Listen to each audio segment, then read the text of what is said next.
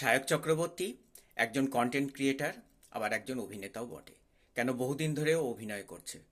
ওর অনেক অভিনয় সিরিয়াল আমি দেখেছি।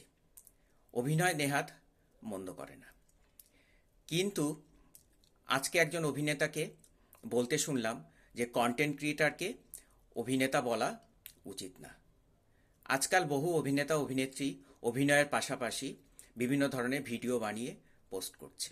এটা দোষের কিছু নেই।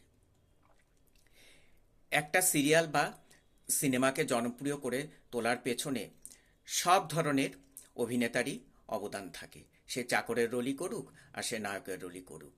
নায়ক নায়িকা দিয়ে শুধুমাত্র সিরিয়াল বা সিনেমাকে জনপ্রিয় করা যায় না। তাতে প্রত্যেকেরই অবদান থাকে, সে তার রোলটা যতটাই ছোট হোক না কেন। তাই সায়ক চক্রবর্তীকে কন্টেন্ট ক্রিয়েটার বলে তাকে অভিনেতা বলা যাবে না, এটা একদমই ঠিক নয়। আসলে সায়ক কন্টেন্ট ক্রিয়েটার হিসাবে খুবই নাম করেছে। ওই যে আমরা কারো ভালো দেখতে পারি না, সে ভালো আছে এটা সহ্য করা যাচ্ছে না।